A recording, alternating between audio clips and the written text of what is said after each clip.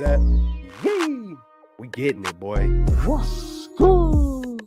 You know who it is. It's your boy, Jay in the Bay. Your baller back again. Smells like football season. Yo. Yeah. Whoa.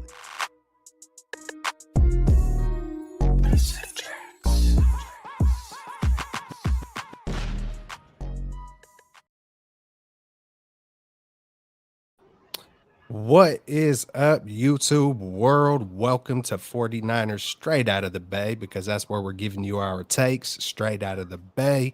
But whether you're from the Bay or the UK, the 49ers are worldwide. What is up with my men, Eric and Jay in the Bay? How y'all doing? I'll start with you, Jay. What's up, man? What's good? Doing excellent, man. Doing excellent, and it's good to be back on with you guys. We missing the mean tonight. But hey, he's got other things that are more important right now with his school. So, shout out to Amin. If you watching this, man, good luck on your finals, man. We pulling for you. We know you smart, you're a heady guy, but you got to take care of business in that school, man. So I'm doing great though. Glad to be on with you guys tonight. Let's go. Hey, excited to be here. Love talking ball with you guys. It's full off-season mode. The schedule was just released, so I'm excited. We got some things to talk about. Absolutely. Hey, we'll just hop into a few comments, but hey, everybody who's up in here about to get into the schedule along with a few other things, and it's just all things 49ers. We appreciate everybody who's with us so far. And if you don't know, go ahead and hit that thumbs up, hit the subscribe, all that good stuff. All the links, whatever channel you're on, we're running this on Baller's channel, Jay and the Bay's channel, my channel, but the links are in the description, to go hit up, show some love. It's as quick as that, man. You could just show some love, go do it. We welcome y'all. What's up, Alejandro? He says, yo, Jay. We got Bebop says, whoop whoop. I always love that. Whoop whoop. Let's get it. Let's go. Bebop Jones. We got Don in the house. Hello. How you doing? Hope all is well. We got Stevo Supremo. What's good? Yee. He kind of mixed them up right there. Let's get it. Let's get it. And oh, that was not the one. There it is. I got a couple of little sound effects. Bow, bow, bow, bow, bow. Let's go, baby. All right, man. So, hey, let's just hop right into the first topic, man. I'm just breaking it down. What is your overall takeaway from the 49ers 2023 schedule? We're going to get into a lot more other things, the details of it. But what was just the initial thing that just stood out to you on the schedule? And I'll just, I haven't even thought about this question, so I'm going to let y'all run with it. We'll start with you, Eric. What was your biggest thought out of the schedule so far? You just crunching the numbers. I thought it was, I wouldn't call it favorable, but it doesn't seem too daunting. Like, whether it seems like a schedule where the Niners should be able to power through it and make the playoffs. I don't want to give away my record prediction quite yet. I'm going to keep that one in my back pocket. But just looking at it, I said, you know what? It's not an easy schedule by any means. Okay, there are some tough games in here, but the overarching theme that came to mind is Niners are making the playoffs. Double-digit wins, and I see it right here. What about you, Jay? Man, I noticed that the bye week is right in the middle of the regular season, week 9. So that's perfect. That's what every team wishes they could have. I remember some seasons ago where we had our bye week, at the end of the first month or in the middle of the second month, and we still had a lot of more games to go. So that's one thing I noticed. We got the bye week in the perfect spot. Hey, the 49ers do not have to travel internationally this year. I think that's a great thing as well, even though we still will fly, I think, the second most miles across all 32 NFL teams. I think Seattle was number 1 with the most. But that's basically because we're on the coast. We're on the West Coast. So as Baller mentioned, I think this is a schedule that the 49ers should have a lot of success with. Obviously, there's some tough teams on the schedule, but I feel like we match up pretty well with them. And, yeah. I guess another thing is we start on the road again. Our first 2 games are on the road, and then our home opener is a Thursday night, which is kind of weird. I would guess that this is probably the first Thursday night home opener we've had, at least I can remember. Definitely under the Shanahan era. So, but yeah, those are a few things I noticed. But I definitely think we'll be in the playoffs this year. There's no doubt about that. One thing I love about hearing other people talk about the 49ers, it always makes me think of something different. And when you said on the road again, yeah, I've not On the road again. I thought about that song and I don't know heck along, but it hit me soon. On the road. Hey, I love Shrek. I love Shrek. Hey, my It's a great show. I do too. My kids, hey, that's one of their go-tos when there's like, man, what do we want? Hey, just throw on Shrek, man. Just throw it on. Like that's always a good It's a go-to. good Good call. time. It's a good call. Good. Yeah. All right. Hey, if I had takeaways, there's 2 things I noticed. We have 5 primetime games, and we also have they just implemented this. The NFL implemented this year. It's the first time where you can have more than one Thursday night game, and I believe we have 2 Thursday night games, and that's like you were saying, Jay, week 3 home opener versus the Giants, and then week 12, I believe, versus the Seahawks in Seattle, another Thursday night game. So that's kind of interesting. I'll just Wow, say, I'm glad you pointed that out, Kelch. yeah, Because I yeah. had not put that together. I had heard about the Thursday night game later on in the season, against the Seahawks. That gives you the extra bye, Good, the KD. longer week playing the Eagles. But wow, 2 Thursday night games. That is unusual. That Yeah. is. Hey, it's the first year where it's ever happened to where you can Wow. get that. But I'm curious to know how many teams will have that Thursday night. And I wonder, it's going to take a while to really like go through years and years to see, hey, was that kind of beneficial, or was that kind of because you could kind of look at that like, hey, man, that's almost like another buy, or you could look at that like, man, that's stretching us thin for injury, or there's a lot of different ways to really split that up and look at it, and we're gonna find out over, it'll probably take a good decade to really start seeing some trends or whatever, but it is interesting, and another thing, 5 prime time games. 2 other things stood out to me. I'll just go ahead and hit it before we get into these details. Was that Cowboy Sunday Night Football? And I know it's not prime time, and I want to hear Jay say it one time. The good old prime Time. There it is. There it is. Hey, but we play the Cowboys. We play the Eagles.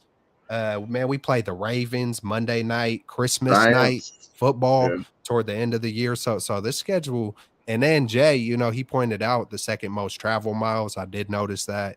That there's I believe we're in the middle of the pack of strength of schedule at 15. Yeah, 15th. Yep. Yep. So those are the initial takeaways. We see you. But how do they calculate strength of schedule? A lot of that is based on winning record? I last think year's record. Previous Last record. year's record. Previous Yeah. year. Still, Yeah. a lot of these teams are different. Let's It's go. not the same team. So Yeah, I think we even- had didn't we have one of the worst or one of the hardest schedules, and then toward the end of the year it was one of the easiest or something. It's like Right. it switches quick, man. To your point, baller.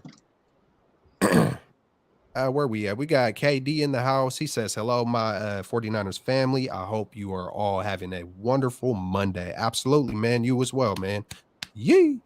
We got, who else we got in the house? We got Joe Montana the Great in the house. Says Rams. He says 49ers take the West and win their 6th Super Bowl. I love it, bro. You just keep that positivity rolling. No, we appreciate you though, man. You're always rocking with the Niners. It's all in good fun, my man. Good stuff for coming through. We got Bebop. We're going to get to you guys toward the end of the show. We're going to get to some good questions. If you guys got really good questions and all that, we know you guys are going to be doing a lot of talking, but wait till the end, man. And we're going to get to all the thoughts, questions, and all that. We're going to hop to the next subject. What games are you most excited for? I think we're all going to probably be on a similar hype on this, but I'm going to just go ahead and start it off with the Cowboys, man. I've always looked at Green Bay and the Cowboys as one of our biggest rivals outside of our division. And, maybe not so much of Green Bay anymore, but all the way back to the Brett Favre days, that's how I felt about it. But Dallas will always be just the way I feel. So I'm looking forward to week 5, Dallas. And of course, I'll just stop there and let you guys say the rest because we all know one that's circled by everybody on that schedule. But I'll go ahead and start with you, Jay. Um, what game are you most excited for on this schedule? There's definitely a couple games that I'm most excited for, but I'm going to choose one that may be further down the list of excitement, but it's still an exciting game. And I'm going to say the home opener against the Giants. It's going to be a standalone game. Oh, yeah. It's a Thursday night prime time game at night at Levi's. We open up the stadium to the fans. And the Giants are a respectable team. I mean, they re-signed Daniel Jones. I think they still have Saquon Barkley. They still have a lot of talent on that team on both sides of the ball. So that should be an exciting game. And it's a standalone game. There won't be any other games on that Thursday night, obviously. So I think that will be exciting. And after starting hold on 1 second. Okay. My screen for some reason went blank. Oh, can you guys still hear me? Yeah. Oh yeah, I got you now. Oh, we okay. can see you as well too. Yeah, For some reason my screen went blank. But yeah, after starting the season, the first 2 games on the road to come back home in week 3, I think for me that'll be a very exciting game against the Giants, who they should compete, in that NFC East division. Obviously, probably the Eagles are the favorite, but hey, the Giants are no slouch. Giants, they went to the playoffs last year, right? Or they were in contention. Yeah, they went. Yeah, so they're a respectable squad, and for me, obviously, there's a ton of exciting games, but for me, I'm gonna go with the home opener against the Giants. That's a good one, Jay. That is a good pick. You know what one I'm looking at week 8. I'm looking at week 8 against the Cincinnati Bengals. Now, this isn't even a primetime game. I'm looking at a 125 start, but Joe Burrow, he's in the upper echelon of NFL quarterbacks. Mahomes, in my opinion, is kind of in that tier of his own. And then you got, Josh Allen, Joe Burrow, Herbert, depending on who you maybe not Herbert, but I got Joe Burrow in that next tier. And I want to see how this Steve Wilkes defense matches up against Joey B, Jamar Chase, T. Higgins. They got weapons. So that'll be a game that the defense, they need to bring their A game. And that's one game. If I can get tickets to that one, that'd be a good one to go to. Absolutely. I do want to acknowledge Small Town Reviews up in the house. If you guys don't know about him, go check his YouTube channel out. He says cheers. He also says this. Hey, good stuff for coming through, my man, but I got to do this one. He also says, how about them? No. Hey, I wish it was a better series. Congrats to y'all. Hey, man, I wouldn't be surprised. My early prediction was that the Denver should easily do it. After a little bit more thought, I wouldn't be surprised if the Lakers face the Celtics. That's a different topic, different story. Good stuff for coming through. We got David V in the house. He says, what's good, brother Jay? How you doing, DV? What's good, fellas? We got 49er Chanel up in the house. Where we at in these topics? Hey, another quick thing that I wanted to touch on was after I really got to thinking about the schedule, I keep on hearing the Steelers. Oh man, it's gonna be easy. Steelers gonna be this, and this, and it sounded so reminiscent to last year versus the Bears. Regardless of the weather, football is a crazy freaking game. And I see Baller almost smiling, like maybe he had a similar thought. Like, don't overlook that's a really good point. Don't start penciling stuff in. We seen last year we got off to a rocky start, and just and you just never know in football. So I'm kind of looking at, hey, the Steelers, let's start freaking strong. 2019 type season. And another one, I cannot believe none of us mentioned it, but the freaking Eagles, none of us mentioned it. Debo put out, Debo, Debo. Oh, but Debo, man, he expressed his hate, you know what I'm saying, for the Eagles, and I love it. I love the rivalry. And I don't care to debate what a rivalry is. I'm looking at it like, hey, there's bad blood. Eagles, Niners, let's freaking go. Let's get it. what is that, week 13? And I agree with you guys. That was a good pick the Thursday night with the New York Giants. Also, the Bengals is a game I got circled. We're going to get into some other topics, but who was this?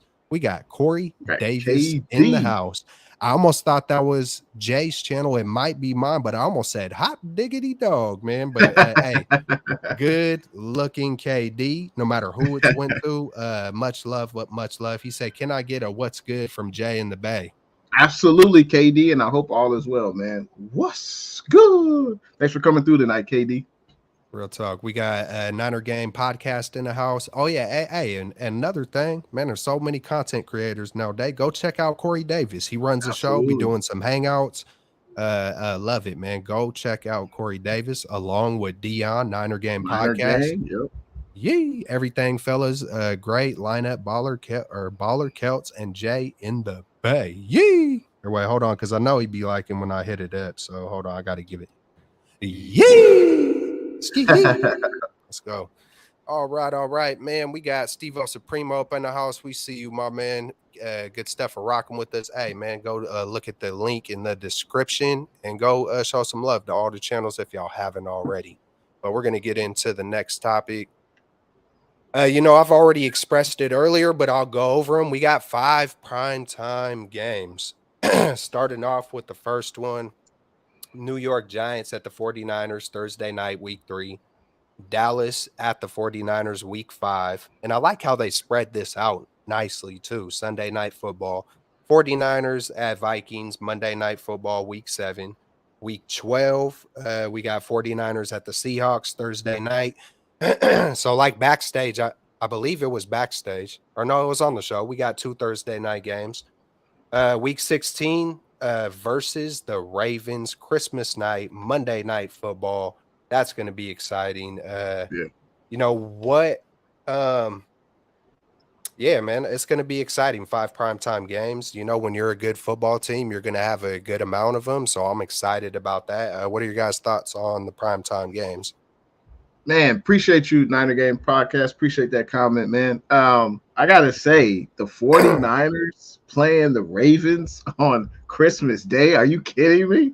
Man, that's going to be like opening presents on Christmas Day, man. My kids will be happy. I'm going to be happy at night, man. That's going to be an incredible game to watch. Hopefully, all the players are healthy and we see Lamar Jackson. I had a boo Rudy. Hey, much love, Rudy. Much love. Yeah, but that Christmas Day game, that's going to be incredible. And I think this is the first year that they're going to have Christmas Day games. So I think that's incredible in itself. And hopefully everyone's off and be able to see it. But Lamar Jackson against our skilled players, and the Ravens defense is always respectable. So that's going to be a hell of a game, no doubt. I mean, that's a great point, Jay. I think I got to piggyback off of that. Lamar Jackson, he's one of the most exciting football players to watch in the NFL, in my opinion. And I'm back in the day growing up, the player who I loved when he had a primetime game, it was like must-see TV. It was Mike Vick, Atlanta Falcons, just with that dynamic skill set. Like, because there wasn't NFL red zone, I didn't have Game Pass. So you only got to see really some of these players in their primetime games. So just like I would circle those Mike Vick games, Lamar Jackson, I mean, he's an exciting player to watch. And the fact that it's happening on Christmas, and Lamar, he's just a dynamic weapon. Last time these two teams matched up, I want to say it was like a mud game, right? A couple, 2-3 years ago. I think it was a muddy game in Baltimore. So, hey, Steve Wilkes, this defense, you got to try to contain Lamar and, hey, do it on Christmas. That's going to be big time. And then, like Jay already spoke about, the Thursday night game, the home opener, the Giants, they made the playoffs. It's a good football team. Brian Daboll's pushing the right buttons. They paid Daniel Jones. They got him some weapons. Last year, he was kind of void of weapons outside. But I know they brought in, they drafted a guy, brought in some players, Saquon. That'll be another good one. And then anytime the Seahawks always play us tough for the most part, so anything can happen in those primetime games against the Seahawks. I think they're, other than the Niners, I don't know how you guys feel, but the Seahawks are probably the team that I think could give the Niners a run for their money in the NFC West. Yeah. But so anyway, those are the three out of all of them where I'm really kind of pumped up and excited to see what goes down. Hey, just a Absolutely. quick comment about that Seahawks game. So the final time that we played the Seahawks in the regular season is December 10th. When you think about it, that could decide possibly the NFC West division. You can imagine if we beat the Seahawks twice, obviously most likely we'll have a better record than them. That could decide, who wins the NFC West crown. So that's a huge game. December 10th, 105 in Santa Clara. So looking forward to that. Absolutely, absolutely. I want to get to this comment first off because I've never seen the name before, and I think it's pretty cool. I think that's positive, and I almost threw the pause out, but positive Panda Frisco Drummer. Hey man, that's a pretty dang good name right there. I like that. Don't sleep on the Hawks this year though. Great point. Great point. They've been doing good in the draft the past couple of years, and you know, youngsters are going to go hard. A young team that's talented and hungry and kind of written off, they're going to try to go hard. So welcome, good stuff for coming through. We also have Chris Hansen, a few other guys. We're going to get into these other topics. Hold on, we got another person I've never seen the name. Philadelphia We got Philadelphia underdog. So y'all really don't think Brock Purdy was gonna win, knowing your defense gave up 31 points, right? 31-7. Hey man, hey, it's kind of like this. I kind of look at it almost like if the offense helps the defense and the defense helps the offense. So it's like we wasn't going to, if our offense was clicking the way it was clicking and not having 3 and outs and establishing drives and the time of possession, it wouldn't have been 31. We hear you. And that was in the past. We coming for y'all this year. Hey, good stuff for coming through. We appreciate you. I think I read that right, but y'all have any, the Eagles lost the Super Bowl, man. So I don't see why they can talk about beating a team with a 4-string quarterback. I mean, come on, man. Like, let's be real. But hey, I like it. We can get into. Wait, hold on. Oops. Hold on, I'm messing up with my buttons. Hey, I wanted to talk about the Seahawks a little bit. I felt like obviously they had the Legion of Boom, and they drafted well early. And I felt like that was the downfall of their squad. After they gave Russell Wilson that big money, they had a few swing and misses in the first round, like a couple years in a row. I felt like they really weren't able to draft players, and that's what you have to do when you pay a quarterback that amount of money.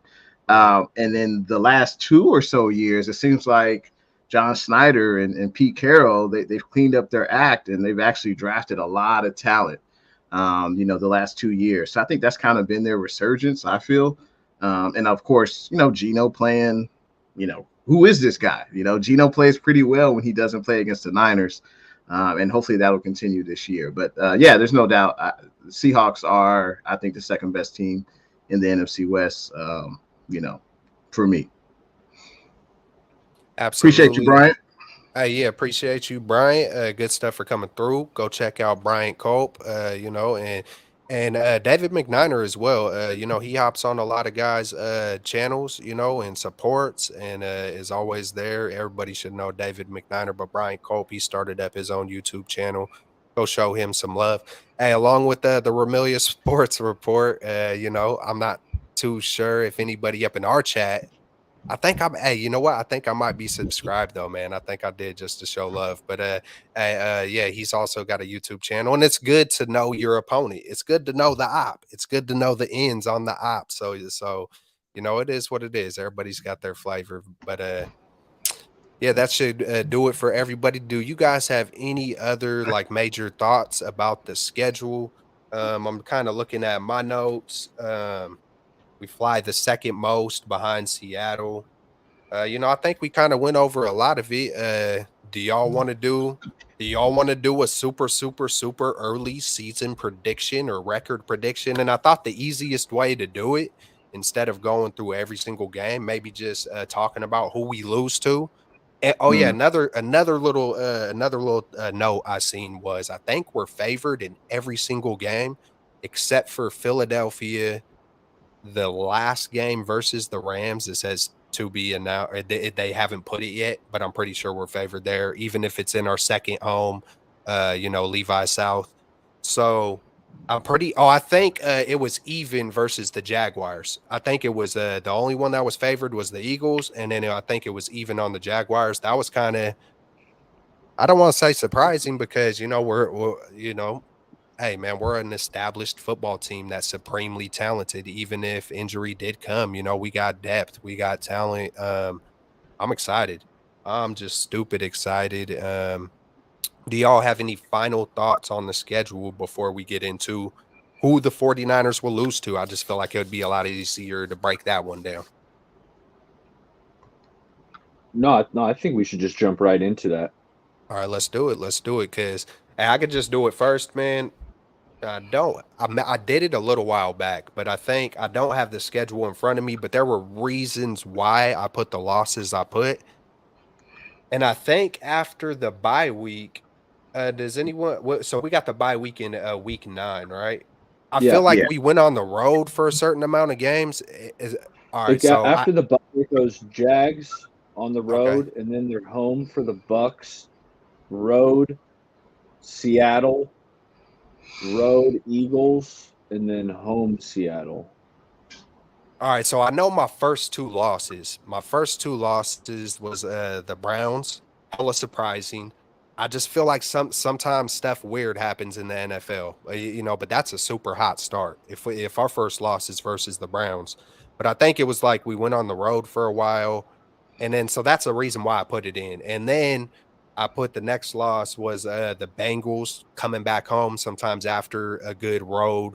You come home and you kind of let that first game down sometimes. So I know for a fact my first initial prediction was the Browns, Bengals, and I can't remember my last one because I did the prediction. I did a little season schedule show, put up a little video, but I think we're going to drop one. I wouldn't doubt it if we manhandle our division pretty well, but it wouldn't surprise me if someone like Jacksonville or Seahawks, just there's going to be one other loss. I feel like when it's all said and done, I feel like it's going to be 14-3.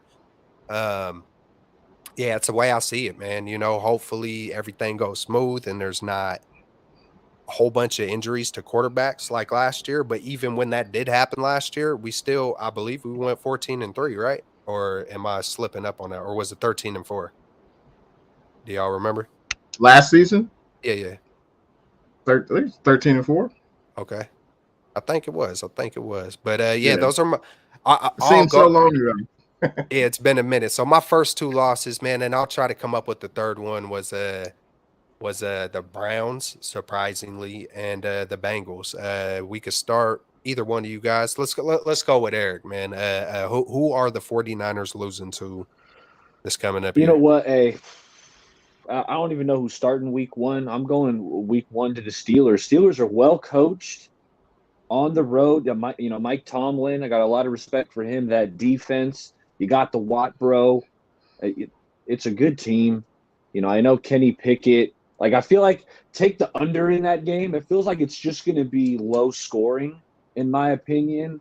It's going to be a tight contest. Obviously, I'm hoping the Niners pull it out, but it seems like most years Kyle Shanahan and the 49ers, his teams start out slow. So I'm just thinking it's going to be a tough game on the road against the Steelers, against a well-coached team. So I got him losing week one. And then after that, I got him winning, what is that, 4 games in a row. The next loss is, like you said, Celts, against the Cleveland Browns. The Browns are coming off a bye, I believe. I Mm-hmm. heard that. The Browns have a bye the week before. So they're going to do some additional scouting on the Niners. The Niners are going to have to play on the road.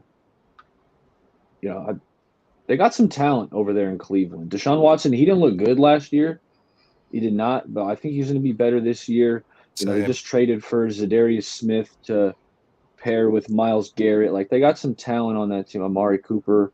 So I think that's a tough one. That's loss number 2.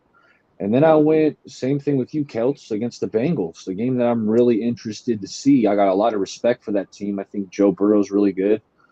You know, I gave him a loss there. And then I got them winning. Got them winning. How many games is that now? 1, 2, 3, 4. 4 games in a row. Next loss is against the Seahawks. That's a Thursday nighter, I believe, on the road. Yeah, I got them losing that one on a short week against a divisional opponent who I think is pretty good. And the last loss of the year, loss number 5, is against Baltimore. Lamar Jackson.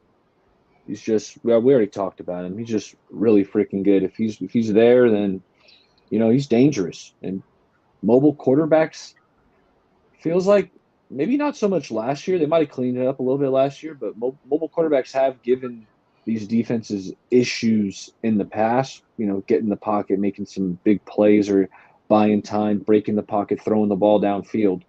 So I gave them their 5th loss to Baltimore. I gotta say, what's good to Livy's World? Thanks for tuning in to the stream tonight. Appreciate you. I see you, Corey Davis. You got great taste, man. I see you. Appreciate that. It's funny. I was thinking the same thing too. Bay Area baller, man. I think we could lose to the Steelers. I mean, it's going to be. I can't speak for everyone, but I think Trey Lance will start. Obviously, he's going to be a little rusty. Oh no, my bad, bro. My bad, bro. I mean, hopefully he come out the gate, looking to the left and looking to the right. That's what I hope so. Danny Gray he down the delivers sideline. down to Kittle or Danny Gray, for a touchdown. That's what I'm hoping for. But hey, like Baller said, they're a well-coached team. Mike Tomlin. They haven't had a lot of success over the last few years, the Steelers, as far as they haven't really gone deep in the playoffs, but they're still a respectable team. It's their home opener. It's a 10 a.m. kick for us. That's early. So, just like we lost to Chicago last year. You never know. So, but let's say they win that game. One game I had them losing to was could be, Cleveland and also Cincinnati. I think those were the toughest teams that I've seen. Baltimore. The Commanders always play us tough. I mean, their offense isn't really good, but they have a very good defensive line, and it's definitely something that needs to be respected.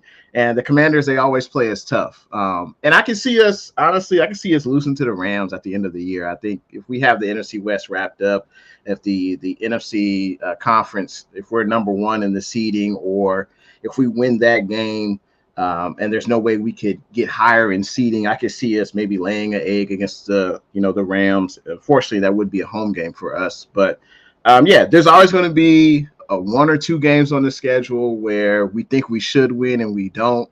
And then, hey, maybe we beat the brakes off the Bengals, or maybe we beat the brakes off the Ravens. So it's funny. It's definitely 2 games that meet that criteria every year, or maybe 2 to 4 games. So, but I see us having at least like a 12-5 record, and hopefully Trey Lance, if he starts majority of the season, I think that clearly means that he's playing well, regardless of Brock Purdy's status. Because I think if he's playing well, if we get off to, let's say Purdy's on the PUP list for the first 4 to 6 weeks, and we start off the season hot, like we're 5-1. I don't think there's no way in hell you bring Brock Purdy in. I think you let Trey ride it out. I think that would be the best thing to do. And Ramilia Sports Report, he said the Rams are going to sweep the Niners. Okay, keep dreaming. And I got to say, what's good to Seahawks Eddie, man. Thanks for tuning in tonight. Appreciate you. And CJ, appreciate it. Yeah, we see all y'all, man. Seahawk Eddie, every single one of you guys. Hey, man, it's all in good fun with the Ramilia, man. And I ain't gonna lie, Absolutely. when I'm on other people's shows, man, I start getting a little hot, man. I be starting to want to, like, I think I told Rudy one time. Remember that one time you was on Grant's show and you was trying to tell the whole history of the Rams, and Grant never takes no one off his show. Grant, when it's call-ins, Grant will let people just let it rip, and Grant finally had enough, and was like, man, I couldn't do it. I couldn't talk about the Rams back in Philadelphia or whatever, or Cleveland. I think that, if y'all do want to know a little bit of history about the Rams, I believe it was Cleveland they started out. So it is what it is. We I appreciate give all you Vermilia guys. a hard time too. my When my I'm on go-to this side, line to when I'm on this Vermilia. side, like I, it's I, easy I for me to say, enjoy it. Vermilia, I'm so surprised at the senior citizens home that they give you that big desk with all that stuff. They allow you to have that, at the seniors home. So I don't know how you work that in, but so that's my go. But it's all love. I'm just It's poking fun love, at him. man. I know It's all love. Vermilia. Yeah, He's a good guy. Ramilia's a cool dude. He's very passionate. He's very knowledgeable Rams fan, and we're just poking fun at each other. So it's all good, man. It's all good. We got our Pterodome. man What's Pterodome up in the cool? house. He says, Celts, what up, Faithful? What's up, my brother? Yee. Good stuff for coming through. We got NorCal Bill in the house. Just everybody up in here tonight, man. It's a lovely thing to freaking see. So that kind of wraps it up for the schedule. We gave predictions. We basically broke it down, I think, as much as you could have. We told you who we think is going to lose. Great points by both of you guys on games I didn't think of. And man, do you guys want to talk a little bit about the little mini camp? Was there any takeaways that y'all took away from there? Just hearing through, the people who were there and everything. I've heard of the two main takeaways. I'll just start it off with the mini camp so far was, Braden Willis. There's a couple things I found out about Braden Willis. One that I didn't know in college was he had the most broken tackles for a tight end in the whole entire all of college football. I was like, okay, I see where we're going with this. Who does that sound like? George Kittle. I was like, I like that. And then all of a sudden, I'm hearing a little chatter that Willis looked better than Latu. And that's why I was glad that we made 2 picks there. I was glad because you just never know. And typically we hit in the 5th and 6th round. So another thing I was thinking is, hey, maybe the 49ers went and picked a whole bunch of 5th rounders, no matter where they got them, 3rd round, 4th round. Let's get a whole bunch of 5th rounders because we know they're going to hit. Because we all know about, the Kittles and the Greenlaws. And I'm being funny too. But if that's what you're laughing at, I'm trying to find That the is positive. funny. That's I'm funny. trying to find Yeah. the green. I'm trying to make green out of everything. It can be a green side.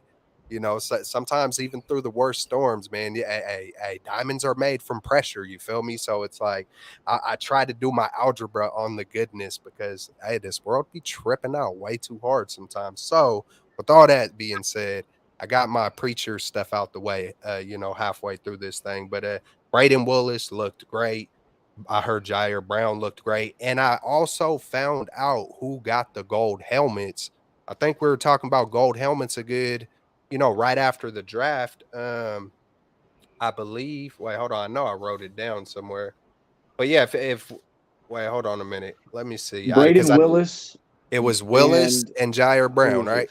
Yeah, I think. Yeah, I think. So and just to let the fans know, we hand out the golden helmet to draft prospects who are, leaders, good football IQ, and just standout play. So they're looking for that leadership, that football IQ, and Braden Willis and Jair Brown are those 2 guys. Those are my little takes from the camp so far. Do you guys have any takeaways? We'll start with I don't know who started first last time, but we'll go with you, Jay. I mean, it's rookie mini camp. Not putting a ton of stock, in guys in shirts and shorts, but Real I talk. did see some highlights, and there's a guy by the name of Jacour Pearson, who is actually the leading receiver, the leading XFL receiver. I think he had 60 catches, 670 receiving yards, and I think someone who was at the practice got him running. I don't know if it was a fade or a fly route, but whoever it was, they was running behind him because they couldn't keep up with him. And he clearly has speed. That's definitely one thing that he possesses. But he is small in stature. I think he's only like 5'8", 180. So I don't know. Tyreek Hill is probably bulkier, but maybe similar height. I don't think Tyreek Hill is 6 feet, but he, he showed up and showed out at rookie mini camp. He was invited to try out for several other teams as well. So, that could be a name to look out. And his name is Jacour Pearson. And once again, he was the leading XFL receivers. So that's one guy who kind of stood out for me. Yeah, no kidding. I mean, yeah, I saw that video that was put out. He was flying off the line of scrimmage, blew right past him, got the separation. Yeah, that was eye-opening.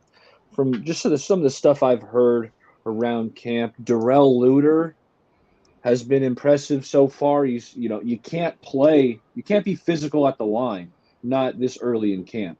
It's against the CBA or whatever it is. So there's no press man, but he's playing a press style without actually being able to hit the receiver.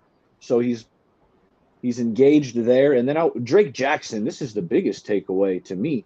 Drake Jackson was a guy I had been talking about at the start of the offseason as the player I want beat reporters and just people are in the building saying, hey, Drake Jackson, he changed his body. This guy added muscle. And then a report came out, I believe it was Steve Wilkes who was talking about it when Wilkes was at the podium. And Wilkes said, hey, Drake Jackson, he's been here in Santa Clara. He's been in the weight room. He's getting stronger. And I'm like, hey, perfect. Because that was one of the things I wanted to see in the offseason. Because I think Drake is really talented. I'm asking myself, and I'll ask you too, it's like, who is going to be that pass rusher opposite Bosa, right? Yeah. Is there a move to be made still, right? We know the Niners move some money around. And they might have a little something to play with. Are they going to spend that on an edge? Or what's the plan there? But, as far as I'm looking, Drake Jackson is that guy opposite Bosa that I have circled. So he couldn't get on the field last year. Remember, they weren't dressing him. So it's good to hear that he's working hard. And then the other thing that comes to mind is Cameron Latou. I heard he dropped a catchable ball. Again, this is the first practice, but he's dropped a ball. But here's what I will say. He did have a drop problem at Alabama, a little bit of the drop C's. It crops up on twice. Sometimes catchable balls, you would think, he's going to catch and run upfield. He let him hit the floor. So to hear that he dropped another one in training, it's something to monitor. That's why I bring it up, because he had some dropsies at Alabama. Let's just keep an eye on it. Yes, sir. Yes, sir. Yes, sir. Man, there's going to be a lot of positions that's kind of, there. It seems like it's only like right tackle and defensive end, but we got linebacker, nickel corner, maybe even outside corner. There's quite a bit of positions, and we don't have to get into every single detail of this, but I thought this was a pretty good topic. Who will earn starting spots, and you guys don't have to say definitively right now, but just to go over, man, we got the right tackle. We got McKivitz over there. Pryor, I think people forget we got Pryor. We got Feliciano. Who knows if Burford's really going to solidify that right guard. Hey, there's still spot. one guy out there, Kelch. Can I throw a name out there? There's a free agent. I know I've heard it kind of rumored or speculated that if they did make a move and spend it, a few $1 million, it'd probably be at the end. But there's a right tackle, Cameron Fleming, who's still a free agent. He was the starter last year for the Broncos. So that would mean we kind of swap right tackles. But I thought he was respectable. Guy played a lot. He's still out there. So that's just a name where, if you can get him in, I would love to bring him in to have him compete with Colton. Because right now, you mentioned Pryor, but I don't really think Pryor can challenge McKivitz, in my opinion. But you bring in a guy like Fleming, and I think he might actually. I like Cameron Fleming. So while we're talking right tackle, I wanted to toss him in. Man, it's we just got squad, man. It's like, that's just the one place that just feels a little iffy. But just like last year, I felt a little more iffy last year, even though I was still confident that the offensive line was going to gel together quick. They did surprisingly well. I'm not sitting there like, see, I was right, but it's just I had that kind of faith in it. And I feel a little bit better this year, but it's still that area that's like, we don't know. And whenever you don't know, you tend to lean toward the worry, the worrying or, man, it might not be good. But, man, I do like how the 49ers brought in bigger bodies, and Feliciano and Pryor. Feels like everybody they got is 320 plus, the new guys that they have brought in. And that's one thing I didn't like about a McGlinchey or, sometimes I feel the same way about Javon Kinlaw. I like the DJ Jones type, the more bowling balls it's not going to get immediately taken advantage of with leverage. Those guys that are just hard to move, those big daddies, a little shorter, but super heavy, man. So it's going to be interesting to see how that offensive line, the defensive end opposite Bosa. We'll see about Flanagan fouls. Maybe Jay wants to talk about linebackers, and then we're going to see about Lenore or Oliver, in the nickel. It's going to be interesting. Or Gibson and Jair Brown. There's going to be a lot of little battles, and I can't freaking wait for it. We got depth. I can't wait to see who comes out on top. But I mean, hey, look how much of a surprise it was when Jimmy Ward got hurt. Boom, we signed Gibson. Look at the freaking year Gibson had. So every time it's a question mark, sometimes it's just opening a better door. Not saying Gibson is better than Ward, but Gibson is still here. Ward moved on. Gibson produced. It's just it's one of the exciting things about the year, just not knowing. And especially as a 49er fan, being faithful. But what do you got, Jay? What do you who do you think is going to kind of step up, and what I wish I would have worded it different. What competitions within the 49ers position competitions are you most excited for?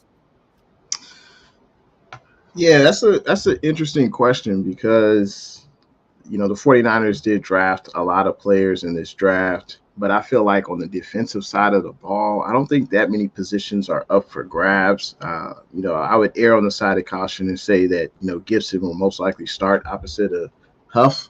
But it'll be interesting to see if they put Jair Brown in three safety looks, or maybe they split time. But I think, Gibson, barring injury, will probably get the bulk of the snaps. Now, at that nickel corner spot, obviously Jimmy Ward played that pretty well last year, and he's off to the Houston Texans. So, I think we brought in Isaiah Oliver. He seems to be the odds-on favorite to win that nickel spot. And Darrell Luter, who knows where he'll play, whether it's outside or inside. Embry Thomas is definitely on the outside looking in.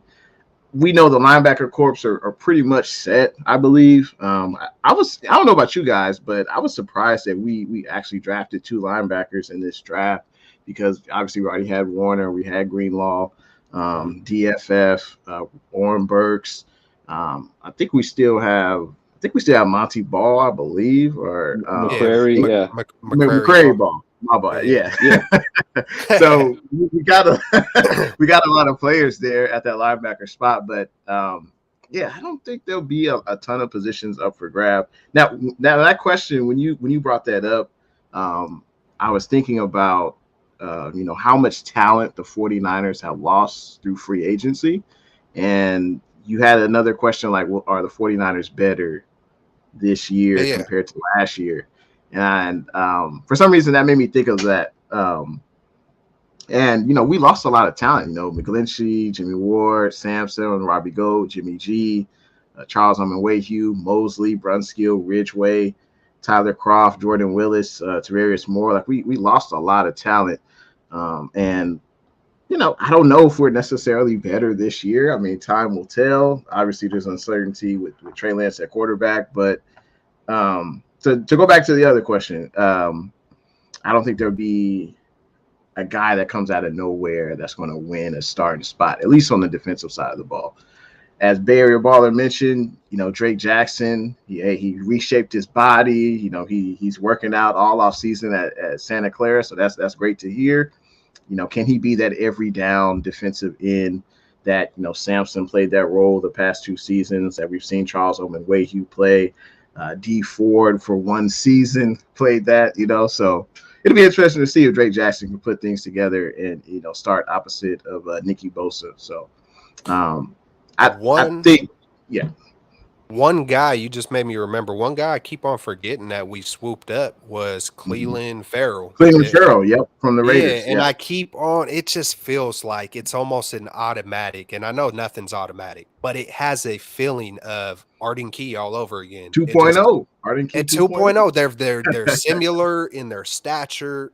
I believe that didn't they both come from Oakland? Like, I mean, it just feels like it's going to be man, Forrester, I heard Eric Armstead just the other day talking, I believe on ESPN, talking about how, Sue was asking him, what are the things you like about Forrester? And the first word out his mouth was belief. And just there is something special when you give someone confidence and belief and to go harder and to dig deeper. And when it just like, I get fired up, man. I get when you have that real belief, man, you can it's a superpower. It is. And I feel like we're going to see it. And another thing, I have a lot of confidence in Drake Jackson because he was playing phenomenal. He put on some muscle because he was a little fatigued toward the end of the year. I think Jackson, I think he's going to be one of those players where he isn't even close to his ceiling. Sometimes, like I feel like when Bosa came in, he's just such a different force. And I know Bosa has gotten better, but I feel like some players are already closer to their ceiling. And I feel like Drake can just continue to get better just year after year. And I'm just excited to see his growth. I'm excited to see what Farrell does. And I'm trying to think who else we might have picked up on the defensive edge. I know we got Yeah, we Bell. got a guy from the Lions who I like. Okay. I'm blanking on his name, but he's a speed rusher. And just in the little Ah, clips I've seen from him, I like what I saw. His bend off the edge. It didn't have a ton of production in Detroit, but former third round pick out of Clemson. And in the little highlights I saw from him, I like him. But if you don't mind, I'd love to jump in on some of these position yeah, battles going hit it down. up. You know, you mentioned it, free safety, Jair Brown, Tayshawn Gibson. You got to think Mhm. Tayshawn Gibson's the leader in the clubhouse. He had 5 interceptions last year. Like he was Let's really go. productive. I will say, since the Niners they do this thing with their safeties where they're interchangeable. One guy will Yeah. come up, the other one will come down, depending on if the offense motions and whatnot. So when I saw Tayshawn obligated to guard a receiver. It doesn't happen too often, maybe only a few times a game. He got He cooked a get few burnt. times. He Like got you burnt. don't Yeah. you don't want to ask him to play Yep. man to man. I don't know if Steve Wilkes he might change some things He up, but will. I it's heard just he something wants to to. monitor. I heard Wilkes does want to blitz, and he does want to play. He said he feels like we got the guys to get all up in their grill. He wants to go Yeah. man. It's funny. I think he said we want to go zone a lot, but we also want to go man a lot. You never want them to guess right, right? So I mean, I think we're going to see some blitzing. I think we're going to see some creativity. I think we're going to be up in people's faces. And I think we're going to Yeah. try to hit them. I think we're going to try to hit people so hard, so quick that it doesn't even allow us to get burnt. And we still will occasionally play in that way. If you gamble, you're going to have to. Oh, yeah, I see Austin Bryant. Yep, yep. Good looking, Jay.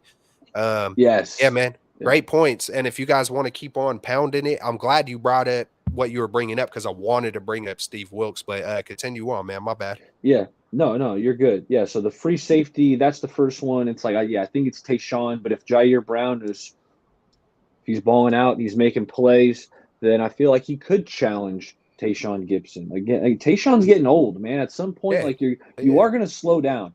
So that's Oh, yeah. one to monitor. But the other one that neither one of you guys, astute gentlemen, mentioned is the right guard position. Like Mhm. I'm not necessarily just handing it to Spencer Burford, right? Like Spencer Yeah. Burford, fellas, he was okay last year. I hate to say it. He wasn't good. He wasn't good. He was okay. He was serviceable. Yes, he's a rookie, so It's a you're kill. hoping that year 2 he's going to take a step forward, but I wouldn't necessarily say that's a given.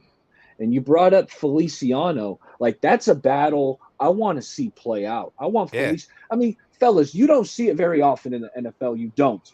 The Niners were platooning right guard. We were Bro, getting hey, do you Brunskill. remember? Hey, Baller, do you and Jay, do y'all remember when we first started? I came up with an idea. Hey, what if we do that with the cornerbacks? I don't know if y'all remember that, but before the season started, I said, what if we start doing a little bit of a rotation? I think I brought up basketball or baseball, and I said, but with the corners in certain situations, you put, guys who are better versus like kind of Daddy Brunskill. Oh, here we go. I'm glad I get to bring this up. Brunskill versus Aaron Donald was just, hey, every time we play Aaron Donald, just put Brunskill. I know we don't got Daddy Brunskill or Aaron's daddy Brunskill anymore, but there are some times where certain matchups is kind of like a relief pitcher in baseball or even basketball. You just see the matchups and they're always rotating on defense. So how come, we're going to see I love to see that. I loved when I seen that last year. Just I Yeah, didn't know yeah, exactly why. Maybe it was a little confusing to some. Some people don't like change, but I was like, okay, hey, let's see what we got cooking here. And my yeah. bad to keep cutting you off, bro. No, no, you're good. You don't see it a ton. Not to Yeah, say I'm against it. It's just you don't see it a ton, and I think it's because the offensive line. You want to build that camaraderie, just that the awareness, that relationship between. You want those five guys in sync at all moments. Not to say anyway, they did it. They were platooning right guard. I'm not ready to just write in Sharpie yeah. Spencer Burford, you are the starting right guard. Nope. So that's why you bring in a Feliciano, another veteran. McNiner brought up Zakel. Like, I think they like Zakel too. All these guys. Have these guys battle it out. May the best man win. But I'm not handing the job to Burford. The other one I'm watching really closely, fellas, is tight end 2. Let's I want to go. see that tight end 2 position. Let's I go. want to upgrade, right? What's the goal of the offseason? I want to get better, right? That's Yeah. why you draft guys. That's why you bring guys into free agency. The tight end position, the tight end 2 position last year, it was poor in my opinion. Croft didn't impress me. Dwelly was largely invisible. Charlie Warner, did he make a play after like week 7? Did he even catch a ball? I couldn't tell you. Charlie Warner, sorry, I don't think you're making this roster. And my front runner for the tight end 2 position is Braden Willis, Brandon Mr. Gold Willis. Helmet himself. I've been Yes. watching that Oklahoma tape, fellas. Anytime Yeah. you watch Braden Willis play, dude, he gives you everything he's got, Yes. right? Let's He's go. not the biggest guy, but he's going to block his tail off. Yeah. You talked about him breaking tackles, and that was another thing that stood out. The When he catches the most. ball, The you most. better bring your heart. If you're on defense and Braden Willis has the ball, you better bring your hard hat and you better give you everything you've got. If not, he's running through your arm tackle and he's going to keep fighting for yards, like just similar to Kittle, and just that he fights for every yard. So Braden Willis, I'm telling you, Latu's dropping balls. Latu, he's the guy. He was recruited to Alabama as a defensive end. So I wouldn't say he was a good tight end, but I'm saying he doesn't have a ton of experience at the position. He does some good things. Like I saw Latu, he's blocking the first guy. He'll move off him, pick up a linebacker downfield. Like he does some good things, but just Braden Willis is a beast. So that tight end 2 position, I want to get better, and I'm looking at Braden Willis. Just to piggyback off that, you got the Wiley vets and Ross Dwelly and Charlie Warner going up against the young guys, and that's going to be an interesting battle at that tight end 2 spot that Bay Area Baller just illustrated. And I was thinking about that as well because we haven't really had a solid backup behind George Kittle who can do everything that George Kittle can do. So I feel like that's really been lacking from the squad, and also just catches from the tight end, offensive production outside of Kittle. We haven't really had that. So it's good to see that the 49ers finally, drafted some young talent this year's draft. 2 times in Willis and Latu. So yeah, very intrigued. And I think honestly, those are probably the only right guard, tight end. Maybe running. I'm sure running back. Running back's always a battle, right? Outside of CMC, will Elijah Mitchell be able to stay healthy? Will TDP, can he have a second year, not even a resurgence? Can he just show up and at least impress the coaches in practice? And Jordan Mason, and I'm sure there's gonna be a running back that's not even on the roster that could come in and maybe get some snaps at least in the preseason. So I think on offense, and of course the obvious quarterback, but offense, running back, right guard, tight end. Those would definitely be spots up for grabs for sure. Hey, we could transition. Hey, man, I loved everything that y'all was saying. It feels like, feels like between the 3 and when there's 4 of us, we're able to touch on everything. And I love how just it's always somewhat different most of the time. I love it. You had me fired up, baller. Man, I almost started playing I got Freaking- myself worked. That I got freaking myself crap, worked man. up right there. Hey, I don't promote guns or anything like that, man, but that's just more the right, just when you're on that field, man, and you get to talking about the Braden Willis and all that. I freaking, man, hey, football is just in the bones. Just that kid. I would dive on concrete playing three flies up. So, man, I love it. I love all your guys' thoughts. Hey, we'll transition second year breakout players. And I know we'll talk about these things again. Maybe we could do a show just on second year breakout players. We got quite a few of them. I know we talked a little bit about, or quite a bit about Drake Jackson. We'll see. I'm interested to see what's going to happen with Danny Gray. They were so juiced up when they drafted him, the way they talked to him. Like, what time it is, Danny Gray. And I'm curious to see Danny Gray, like you just were talking about TDP. But if you had to pick just one guy, if there was just one guy, and you know what? Let me make this a little more interesting too, minus Drake Jackson, because I think that's an easier pick. And I'll start it off. I'm going to just go ahead and just say McCrary Ball. I'm going to and I almost switched it to Zakel. I feel like Zakel was kind of sneaky, like he could sneak his way, maybe an injury, but I'm going to go ahead and say McCrary Ball. I feel like the door could be open for him. We'll see what's up with Flanagan Fowles and Oren Burks. And I did also hear that Graham, the last linebacker we took, did look a lot better than D Winters, because I was talking big on D Winters, like, oh, D Winters got a shot to come in, take it. And I know it's just little, rookie minicamp, and it could switch, it could change. But the initial word is Graham looked good, Winters not so much. And then I'm like, man, maybe, you know what, McCrary Ball, I think he has a shot, man, to take it if he wants it, and we'll see who grows the most. So that's a guy I'm going to go with. We'll start with you, Jay. Who is your second year standout that's going to come First, I got to say, what's good to 49er Minor, man. Thanks for tuning in to the stream tonight, man. Yeah. Bash, and hey, good looking.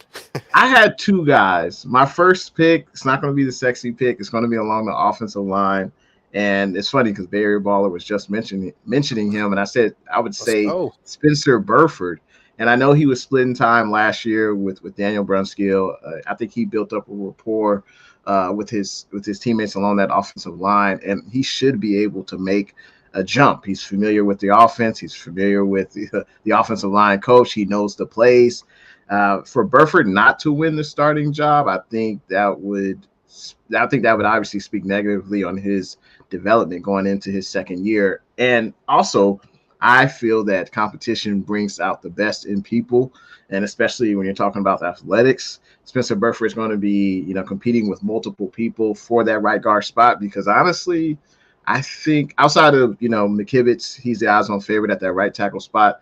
All the other spots, Trent, Aaron Banks, Brendel, he just got broke off. I think there's only really two spots along that offensive line that are up for grabs, and Burford's going to have to do all he can to win out. So I would say Spencer Burford. Hopefully he can make that jump in his sophomore season. Also, Sammy Womack. I went to a few training camp. Practices last year. And he was always the first guy out, working on his, DB drills. And that's something that stood out to me. I was like, who was that number 26? And I saw Womack on the back, and I was like, okay, it was him and Huff. Him and Huff were always the first guys out. And so I was like, he didn't really get much of a shot, in this past season. Obviously Jimmy Ward was playing that nickel, and, he's not going to start over, Moody. So we'll see what Womack does. He puts in the work. He puts in the time.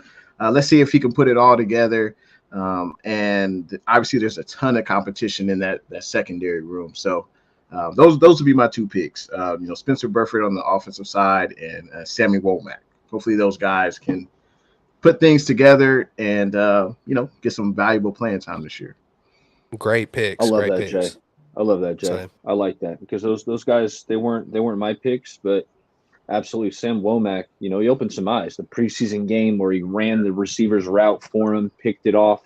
So absolutely. My guy, I got one offense, one defense as well. And someone said in the comments, JP Mason. I'm looking at Jordan Yeah, they Mason did. because every time the limited snaps he got, he was outstanding last year. I mean, if you look up the Niners PFF just grades of all their players, Jordan Mason is at the top. He had a grade like above 90. He's up there with like Trent Williams in terms of just grading the snaps that he played. Again, limited snaps, but I'm looking at the running back room. We know CMC, he's the guy, he's the man, but I don't want to give him 20 carries or 20 touches a game, especially not early in the year. You got to win a game late, playoffs. Hey, you use them as you may. You got to win. But let's kind of temper them, keep them close, 15 to 18 touches, I would say. That would mean that, some other backs are going to get some touches. And Eli Mitchell, we know he's been banged up. Like Mitchell's good when he's on the field, but he's been banged up a lot. And then after that, I'm looking at the rest of this running back room, right? TDP, Jordan Mason, Juszczyk's obviously a fullback, but I'm trying to see who else we added here quickly. A couple of other no names. So Ronald Awatt. I shouldn't say no names unless you guys are familiar with a Ronald Awatt and a Kalan Laybourne. Those are also listed on this depth chart that I'm looking Oh, at. yeah. So after Undrafted. CMC, Eli Mitchell obviously is experienced, but I think Jordan Mason, he was just so freaking good last year that I think he's going to get more playing time. And I just think he's a darn good football player. So that's my second-year breakout offense. Defense, how about Kalia Davis? Coming off the ACL, kind of had the red shirt year last year. So this is like the second year removed off the ACL.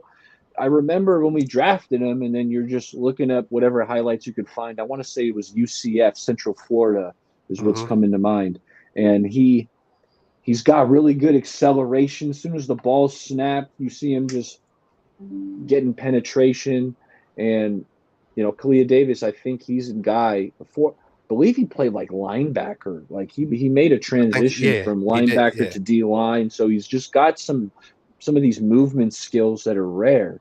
So Kalia, obviously, when you're on the D line, we know how these guys operate. Chris Kosterick and these boys, they rotate him, they keep him fresh. I think Kalia is going to get some snaps, and if it goes well and he's making plays, well, guess what? He's going to get more snaps. Obviously, in the big time situations, you're going to have Javon Hargrave and Armstead in the game, but you're going to be spelling these guys, kind of splitting. Kalia Davis, year 2, breakout. Let's get it. Let's go. I like how you guys went offense, defense too. You just took it and did a good thing with it, man. We see everybody up in the chat, and I do want to say what's up to Bash as well. What's up, our man 49er Minded? I know we've all been up over there. Love chopping it up with Bash over there, man. Go subscribe to his channel. Anybody else who I haven't said what's up to? Not forgotten. Just trying to run a show. Good looking for coming through to all of you guys. Where we at? If I had to think about offense, you know what? I want to bring up a couple of guys who nobody might not be thinking of, and I think we did a great job of that just right there. But is there any hope for a guy like Jason Poe? Is there any hope for a guy like Quantrez Knight? Jason Poe. I'm thinking if I'm kind of forgetting anybody, but man, Jordan Mason, hopefully he sticks around, man, because he was balling. I still got to get that jersey for my son because that's his first name, Mason. So that's pretty dope. I know I was talking about that last year, hoping that he would be that guy, and so far he's shown he the difference between Mason and Trey Sermon. There's quite a few differences, but it is extremely important to not hesitate, man. It's just that split second of hesitation versus hitting it is the difference in winning and losing a lot of the times. And so I'm juiced up about that. Hopefully Mitchell doesn't, have to deal with any injuries, man.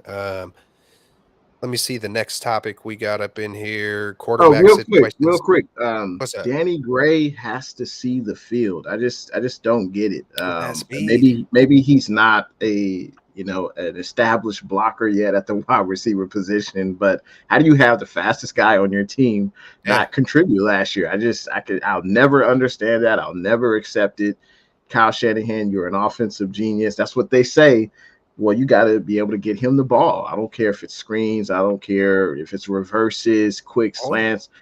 He needs to be used more than a decoy this year. Like, Can I just add something, I Jay? love that. Because Wait, you know how to utilize Danny Gray. I played Jay in the Bay of Madden. And he was in Madden. Danny Gray went off. Let's go. Danny Exactly. Gray's running down the street. He had like 300 yards receiving. It was, That was so good. if anyone can tell you how to utilize Danny Gray, I'm looking at Jay. Come on, Shanahan, just turn on Madden, man, and just let Danny Gray fly, man. Come on. And I gotta say, I'm just like, I'm kind of like, keep going, Jay, because there's not too many times that Jay is gonna say something like he has Shanahan in the room and like, look, check it out, Shanahan. This is unacceptable. I love hearing that, especially from Jay, because Jay is that guy, man. You know, he typically he trusts majority of what Shanahan does, and for good reason. I mean, look what Shanahan has done. He's starting to get more consistent. A couple years back, it was the every other year thing. Fall off, come back, fall off. So as long as we're staying on that steady trajectory of just being good, and then let's get great and let's win it. Let's freaking win one. You know, I don't want to be a Debbie Downer and talk about second place ribbons and coming close. But you know that there is two sides to the coin. We've done a phenomenal job, and we've also come up short. And I hope that we get a lot of the younger generation. I hope they get to witness the Super Bowl that's coming soon.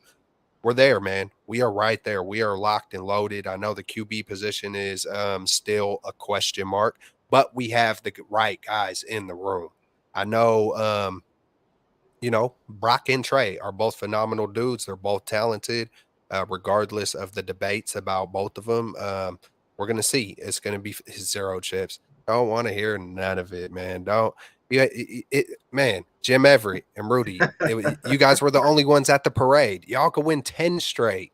And it's like, if you don't have that, if you don't have the, if you don't have the community behind it, it kind of don't even matter, to be honest. But props to y'all. Y'all pulled it off. Y'all bought one. It is what it is. All right. Hey, let's talk about, are these 49ers? Do y'all still got time? Y'all good on time? Yeah. All right, let's do it. I know it's early. But I'm not thinking about necessarily right now in this very moment. But if you were to try to look ahead into the future, do you think these 49ers are going to wind up being better? Even when you mix in all the football stuff, off the field stuff, injuries, which we've been doing great off the field for quite a number, maybe Reuben Foster. Ever since Reuben Foster, I feel like we're like, hey, let's go get a whole bunch of gold helmet guys. So good job by the organization on, bringing in good character guys. But I'll go ahead and start it off, on a positive, on a faithful hype, and say, absolutely, we're going to be better, man. It's hard to be better, but even if we're an inch better, I think the O-line will be a little bit better. I think the injuries will be a little bit less. I think the defense, I know it was great, but I feel like we could scheme it up with a little bit more sauce, with a little bit more flavor, with a little bit more experience from Wilkes. D'Amico did great. Wilkes, I feel like, could be better. That's just, Brian Greasy, great job handling all those freaking quarterbacks last year for us to still be where we were. Brian Greasy is going to be in his second year. He's probably learned a lot from year one to year two. I know it's just a QB. It's just a QB coach, but if he's instilling that confidence, that belief, it goes a long way. I think the 49ers are going to be better, man. I like most of what we did. And Hargraves, one of the best defensive players in the league, and we just went out and got him. Like, let's get it. Let's go. A full season with CMC. Hopefully a full season with Trey or Brock, whoever it is. As long as we don't see Darnold, and I'm not crapping on Darnold, but we don't want to see, I feel like Brock and Trey are better. I want to see someone just be consistent, have the job, and I'll let you guys take it. Do you think the 49ers are going to be better next year? Man, that's an interesting question. The way I tackled this question was basically who we lost in free agency, who we brought in, and we lost a lot of talent. I mentioned it earlier in free agency. So I think it's going to be interesting, especially along the defensive line. Like we lost how many guys? Like 3 to 4 guys along the defensive line. Obviously, we got the big man Javon Hargrave.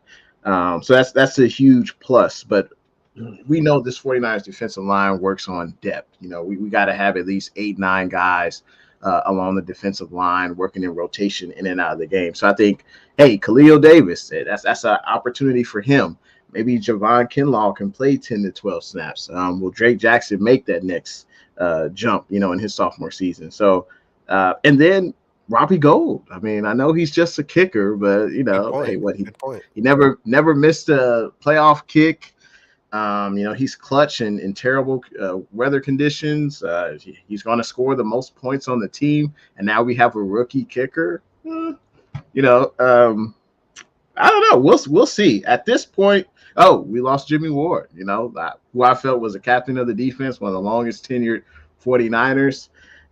So I don't know if we necessarily. I don't know if we necessarily got better. I think that would be determined, you know, camp battles, and then in the regular season. But there's no doubt that this team is still supremely talented. You know, there's a Pro Bowler on every notch along the defense, playmakers all along the offensive side of the ball. So the talent is there, but we'll see what the depth is. We'll see what the depth is at certain positions. But at this point, I don't. And of course, uncertainty at quarterback. You know, I would say that we're not better, but that doesn't mean we can't get better, right? Like we can definitely get better week by week once the regular season starts. But as of right now, based on the talent we lost, I don't think we're better right now. Jay, we're on the same page because the depth, there is a question mark with the depth. Now, here's what I'll say. If I compared just the starting lineup, offense and defense to last year, I think I prefer this upcoming year's starting lineup just with Javon Hargrave, him being just an all-pro caliber player anytime you're adding him. But like you mentioned, if you're just looking at the whole 90-man, or excuse me, the 53-man, then I think last year's team, the depth might be a little better. Niners lost a lot of players, and you're talking Mike McGlinchey, you know, the right tackle, Emmanuel Mosley, really good DB. I know he went down early, but he's a good player.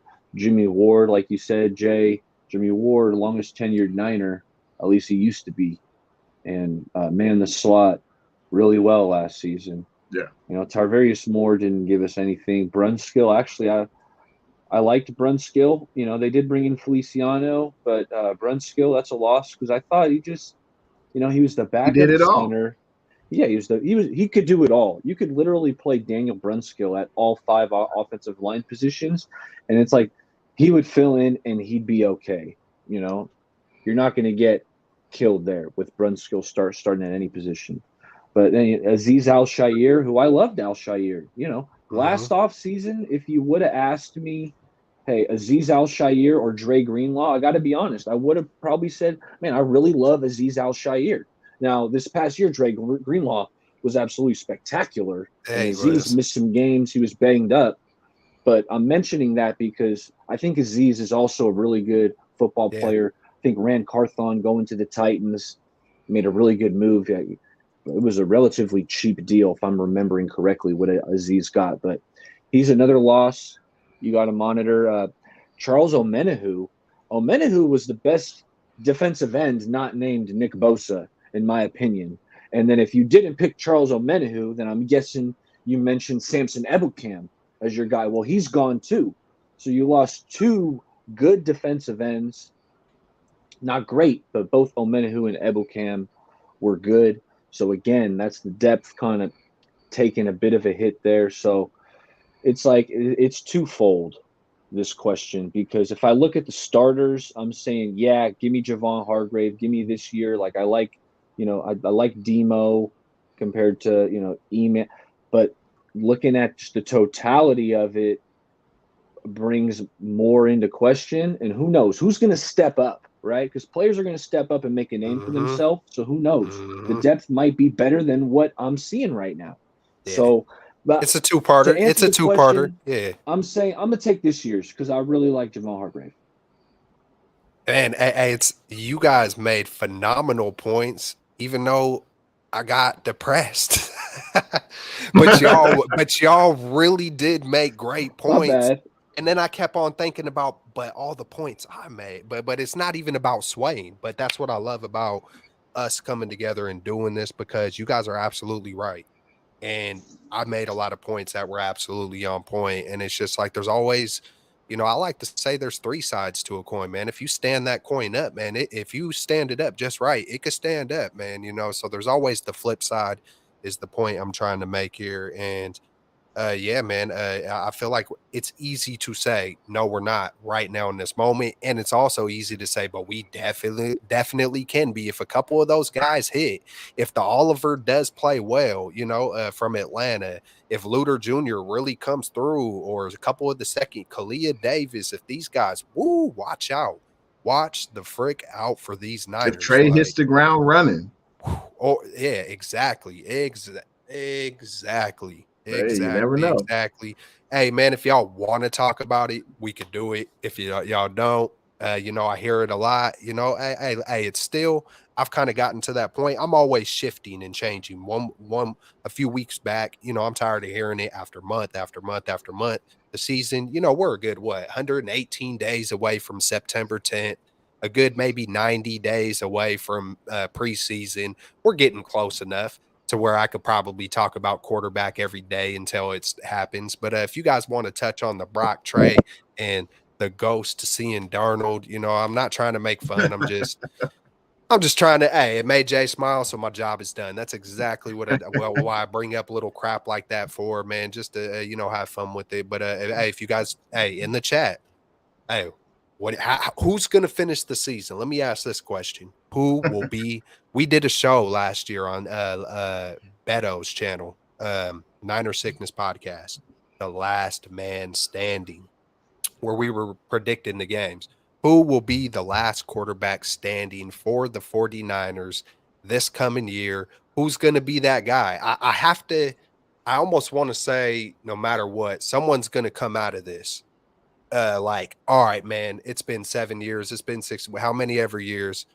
We finally know now. This is the dude. And it's still almost kind of hard to say that, because it kind of feels like Trey and Brock are both rookies. It feels like they both played 1 year each. You know what I'm saying? And Brock and Trey hasn't come close to that. So who do you think's going to finish the season? Might as well have fun with it. If y'all want to answer it like that, you can. If not, hey, in the chat, who do y'all think's going to be the last guy? Is it going to be Purdy? Is it going to be Brock? And I do also want to add that they are both 49ers, and they are both great dudes. And I'm glad they're both 49ers, and I can't wait to see who takes it. You know what I'm saying? I'll start with Jay. Who's going to take it, man? Hey, I'm going to go out on a limb. I'm going to just go ahead and say it's going to be Trey. Trey is going to come through, man. He might not be Patrick Mahomes, but he's going to do enough to keep it, and I think he's going to keep running with it, man. One thing I think of when I think of Kyle Shanahan and his tenure with the Niners, he's yet to figure out the quarterback position. One thing that is for certain is it won't be number 10. Number 10 is no longer with the organization, so we know for sure Jimmy G won't be the opening day starter. Obviously, Brock played really well last year, coming in, great Cinderella story. And, we'll see how he recovers. We have no idea what his recovery process will be like. If he can still throw if he can still throw like he did last year, we have no idea yet.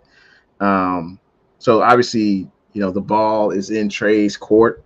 He's got every chance, every opportunity to succeed, and I hope he does. Hopefully his weapons will be healthy. He'll have CMC, he'll have George Kittle, he'll have the show, he'll have Debo, weapons galore. So he's got no reason not to succeed.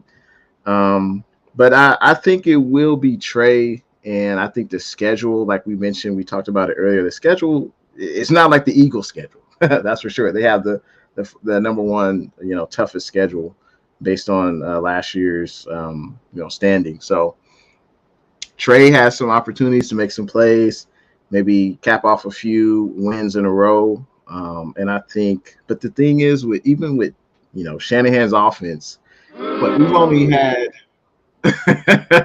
we've only had 2 seasons where I think Jimmy played every game during the regular season. I think so. Shanahan just there's a very successful content creator who likes to blame Kyle Shanahan for injuries to the quarterback position, and it was annoying at first, but I think he does make some sense, and I think Shanahan has to do a better job of protecting his quarterback, and he hasn't really done it. Are some injuries fluke? Yeah, absolutely. I think the Brock injury in the playoffs, I think that was fluke. I mean, people are blaming Shanahan. I mean, we've run that play every game. If you're a tight end, that's why you're in there to block. You have to do your job. If you don't do your job, someone gets blown up. That's everyone's position. So, but, Shanahan's track record of keeping his quarterbacks healthy is not good. So, even if Trey starts week 1, I hope that he'll, if he succeeds, the team wins, that he'll last until week 18 in the playoffs. So I'm just gonna say I hope Trey, because I think if he gets in there, he'll succeed. Defense has weapons, offense has weapons. As long as he doesn't turn over the ball, he stays healthy, I think we're good. So yeah, I'm gonna say Trey Lance, because I just don't see if Brock is on PUP, he missed the first 4 to 6 weeks, whatever it is. If we are 5-1, Trey is playing well. I just don't see Shanahan benching Trey. I just don't see that. So I'm going to say Trey. I'm going to say Trey Lance will start week 1, and he will finish the season starting. One thing that does scare me about Brock Purdy is he does share the same middle name as James Richard Garoppolo. And that is a little worrisome. I mean, it's just, I think Sam Darnold is also Sam Richard. I don't know, man. It's getting a little weird. My name is Richard, man. It's making me feel some kind of way. But Trey Lance, I'm pretty sure his man, if his middle, I don't even know if Trey Lance got a middle name, but that was just me being funny, even if it wasn't. Anyways, go ahead, Baller. I'm gonna talk about all 3 of these quarterbacks the Niners got. But to answer your question, who's going to be the quarterback kind of finishing up the year? I think it's going to be Brock Purdy. It's just that's the guy who it feels like Shanahan and Lynch want to be that guy. Unless Trey absolutely takes the job and runs with it, which I hope he does, because then that would be a beautiful thing. That means that they say if you got 2 quarterbacks, you don't have a quarterback. I disagree, because if Trey's playing outstanding, and Brock showed some good things last year, that'd be good for the quarterback room. But I think it's going to be Brock Purdy when he's ready. As soon as Trey slips up or something, I feel like they're going to be quick. They're going to have a quick hook on him, in my opinion. If Brock's ready, they're going to have a quick hook. Same. They're going to insert Brock, and they're probably going to win if he's right, because they got a really talented team, and Brock's a pretty darn good quarterback, in my opinion. So I think it's going to be Brock finishing up the year. But Lance, I want to see Lance. I do want to see Lance. I want him to get the crack at it. I don't want to rush Purdy back. I think it's the perfect chance to give Lance, 3-4 games to start the year. And I want Lance to play a bunch in the preseason. I don't know if I told you guys that. Don't run him. Like, for God, please do not run Trey Lance. Let that man sling it 40 times, I want him playing a half of each one of these 3 preseason games. I want him out there for a half because he needs reps. Let's see what he's got. If he does have a good preseason, then it's good for his trade value. It's just good for the Niners because you got a good quarterback, at least. So I want to see Lance play. I hope he runs with the job, but I'm not expecting it because I think they're going to have a quick hook on him. And then I want to touch on Sammy D. Okay, I want to touch on Sam Darnold because after Mayoko said what he said, and I don't want to misquote him, but said he's the most talented talented thrower of the football the Niners ever had. So at first I was like, come on, Matt Mayoko, that's freaking ridiculous. Like that's Come on. embarrassing. You would say something That's like beneath you, Matt Mayoko. Come It's on, beneath you. man. Hey, don't they do That- a thing like "Come on, man" on freaking what is it? ESPN, know, NFL ESPN. Live, or yeah, they were Shacked doing in the that. They were Fool, doing that, or you and I know, had that. I just had the same reaction as you God. guys. But what I did was I said, okay, let me remind myself, and let's just watch some. I found an 11-minute Sam Darnold highlight reel. He's got Okay, an and I arm, watched man. it, He does. and it was on the Panthers, so it was recently. And when you just watch the highlights, Yeah, honestly, he does some things that look pretty good, fellas. He's mobile. bro. Like I knew he was mobile, but he's more mobile than I really thought. You see, I wouldn't say he has a cannon, but he's got a strong Remember, arm. He's throwing remember on the the run. Trey? Remember the Trey video that went viral of him in practice, where he's just like moving to the left and he freaking flick of the wrist like laser bullet, and it went Yeah, viral. yeah. Darnold makes those kind of throws. I've seen the same He does some highlights, stuff bro. like that. He does, Yeah, and that's what. yeah. And I was like, okay, you know what? It does look pretty good. Honestly, I was a little bit more optimistic after watching the 11-minute Darnold highlight reel. But then I'll add this. I had to The do low the flip lights. thing right after I typed Yeah. in Sam Darnold interceptions. Okay, and I found a 2-minute compilation of just interceptions from Sam Darnold, also on the Panthers. And fellas, I Horrible. mean, it's like with Jimmy Garoppolo, how I think Bonte had kind of patented the Jimmy Oh No throws, the Jimmy Oh No's. Well, Sam Darnold does it like to another level. Like the Sammy Darnold Oh No's are really bad. So whereas like Darnold has some Garoppolo in him, so maybe his middle name is Richard Kelts, but because he has some of that, like, okay, Sammy's cool. All right, Jimmy's he's doing cool. And then it's like, what the hell? Atrocious interception right to the DB in a backbreaking situation. So I'm seeing some of those similarities where it's like, man, are they going to be fooled by some of these plays that Darnold can make? Like they see in practice, he's making some of these throws that we're talking about on the run. He's mobile. And then it's like, but then, dude, it comes with the caveat. He makes these head scratching, upsetting interceptions. So that's just what I wanted to share with you guys. What kind of my opinion on Darnold, where it's like he makes some plays that look good, and then he has these interceptions and fumbles. The turnovers are just backbreakers, and that's why put him to the side. He's QB3. I want to see Lance, and then I think it's going to be Purdy when he's ready. If Darnold starts meaningful games in the regular season, I think that means it's been a disaster. I think that means that Lance got hurt and Purdy wasn't ready, or Purdy got in and he didn't look the same or something. So I think Sam Darnold's better than Josh Johnson. That's what I look at it as. Or Jay, it might. If Sam Darnold hits the field, it might be it's because Purdy isn't ready. And what if Lance? I mean, I'm hoping it's not the case, but what if Lance isn't looking good? What if he's inaccurate? That's my question with Lance. I really like him as a prospect, and I know Shanahan's talked about how the finger injury had kind of set him back in terms of throwing the football. So I'm hoping to see Trey as the best thrower that we've seen out of him in his brief career. But my biggest question with him is the accuracy.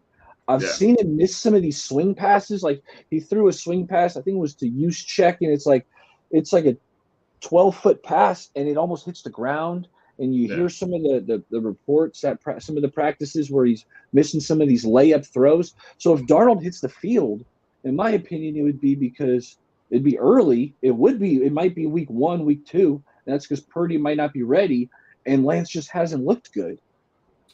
I got to keep it lit, man. Just like I did a while back, because there's so many, man. It's sometimes we sound contradicting, but when we're talking about 49er quarterbacks, there is no contradictions.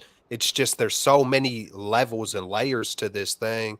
It's like, oh, well, he was saying this one day. Now he's saying this. Now look, man, it would be direct, like Jay said, disastrous if Sam Darnold plays, right?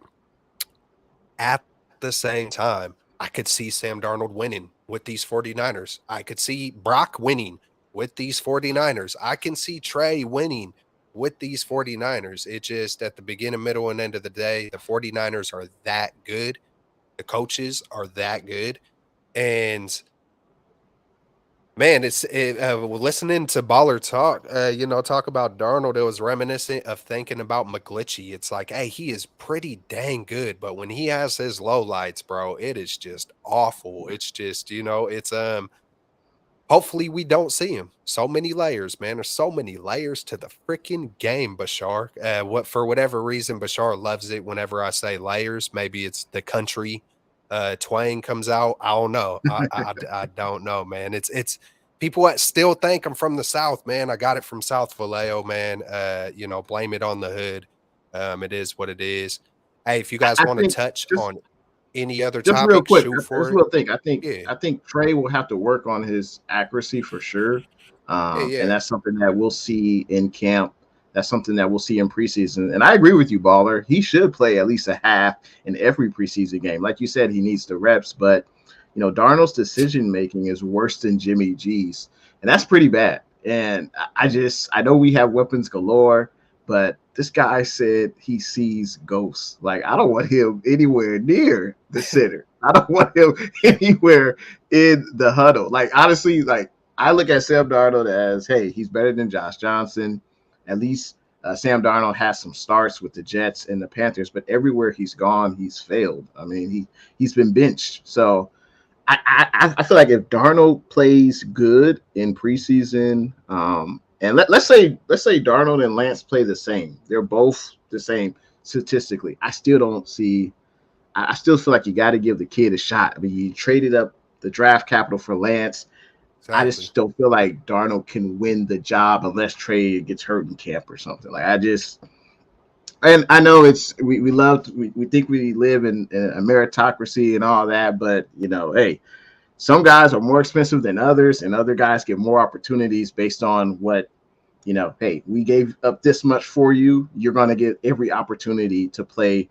And I just hope I don't care what Darnold does in camp.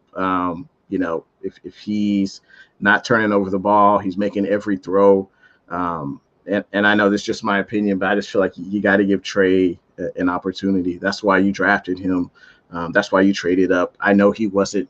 Some people say he wasn't the Niners' first choice. That's debatable, but I think it would be a shame if even, and I say that based on Darnold, where everywhere he's been, he's failed. To give him an opportunity over Trey, I think it would be a travesty. Honestly, I think it'd be a travesty. You got to let this kid work through his growing pains. That's why you drafted him. It kind of reminds me, man, like the Warriors, they drafted James Wiseman. It's kind of like the same thing. Obviously, the team wants to win a ring, but Wiseman has to go through his issues on the court. You got to let him work through that. Obviously, it's a totally different scenario, but I just hope you got to give Trey an opportunity if he's healthy and he's showing some struggles in preseason. Let him work through it. Give him the reps, Shanahan. You got to give him the reps in preseason. Let him work through that, so that way, hey, we can start off the season 1-0. So those are just my thoughts. Absolutely. Hey, nailed it, and you just demonstrated how, I think all of us demonstrated how many layers there are to this dang thing, man. And I know the Niners like to keep it interesting, Yeah, or at least maybe they didn't completely expect it to be this way, but they look at that green side of the grass when they are in adversity type, thick situations, when it gets thick, when you're in the mud. But I think, I like that we don't have I've said it so many times that we don't have a quarterback stuck in the box. And, I always felt like that with Jimmy. I always just felt like we were kind of trapped. You know what I'm saying? It's like, God, man, it's like I know we're winning and I know we're good, but man, just God, I miss Steve Young. Just and I see Ramelia here. I just do want to say I can almost guarantee that there is no one in the world that types the word Santa Clara more than Rudy. And he's got to have like a world record, like Guinness Book of Records for the most times. Like if there was some kind of tally mark on who writes Santa Clara the most on this planet as we speak, it's Rudy. definitely, Rudy. It's the Ramelia Sports Santa Clara report because he lets it be known. Man, I had to throw that in there. All right, man. We got a few other people. We got Mark Graves in the house, Val Ramos. We got our man Lawrence Jackson up in the Good house, Lord. Platform 246. Go subscribe to our man. He breaks down the Niners and he also breaks down some WWE along with Bashar as well, man. Hey, go hit all these guys up, man. We see y'all. If there's anything else that y'all want to say before we dip up out of here, have at it. If not, we're gone. We'll play a little outro just like our intro. And hey, good stuff for all you guys rocking with us. I do want to mention that Luder Jr. Has looked impressive. I can't wait to see. And we know it's rookie mini camp, but the next dates are OTAs, May 23rd, spreading out all the way to June 9th. After that, they take and then also, or actually from May 23rd to June 15th, it's all spread out through those days. And then, we take a month and a half off until training camp starts, the little calm before the storm. But, hey, man, we're inching our way closer, and this channel is going to start ramping up. Maybe Straight Out of the Bay will as well. But, there's going to be a good month and a half there where who knows? There might not be a lot to talk about. Maybe someone will, stir some stuff up behind the scenes. Who knows? But y'all stay up. Y'all stay blessed. That's my final words. And then I'll let y'all take it. Hey, I just want to say a huge shout out to everyone that was in the chat tonight. Can't read everyone's comments, but we appreciate you guys coming through and rocking with us. Straight Out of the Bay, Kelts, Bay Area Baller, myself, Jay in the Bay, and Amin the Dream. He'll be here, I'm sure, on the next show. But we just appreciate all the support. And we love talking about our 49ers. And like Kelt said, we will continue to make shows. So I'm just looking forward to, the rest of the year and looking forward to continue making content with Straight Out of the Bay for sure. Oh, you know what? No, hey, go ahead, Baller. Go ahead, Brody. Yeah. Good. What I'm looking at is, I mentioned it briefly earlier, but the Niners cleared up some space. I want to add one more guy, fellas. I want to add someone, and I'm looking at defensive end or potentially right tackle. I mentioned Cameron Fleming, right tackle of the Broncos, but defensive end is probably, I think that's the position Niners fans would rather have them go after a guy. And I'm with a lot of the other names that people were mentioning, Leonard Floyd, Yannick Ngakoue. Those are two guys I think would absolutely bolster the pass rush. Two talented players. Yannick is strictly as a pass rusher. Keep him in that rotation. He doesn't play the run well, but I'm interested to see if the Niners make one more move, bring in one more veteran to add to an already loaded roster. And I got to say, fellas, it's been a blast talking ball. The chat was live. Make sure you're subscribed to all these guys' channels. I know I put their links in the description. Yeah. So, hey, fellas, glad we could rap about the off season, talk some draft, talk some OTAs. It's big time. And, we are going to ramp up here soon because I know your guys' work ethic. As soon as the season starts rolling around, these guys are on it. They're ready to roll. And I appreciate you guys for, getting these topics ready, getting the graphics up, because you guys are killing it. Tonight it was Kelts. Kelts, you're killing it. And, hey, we'll talk soon. Let's get it. Let's go. Hey, if I could keep y'all for just a second, but hey, y'all stay up. Like I said, stay blessed. Straight Out of the Bay. We're out.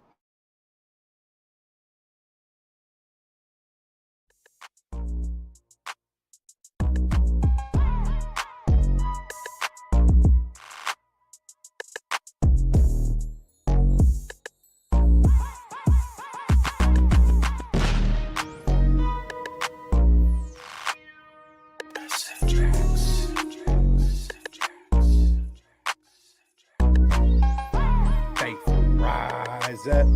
Yee! We getting it, boy. What's good? You know who it is. It's your boy, Jay in the Bay. Your baller back again. Smells like football season. Yo. Whoa, whoa.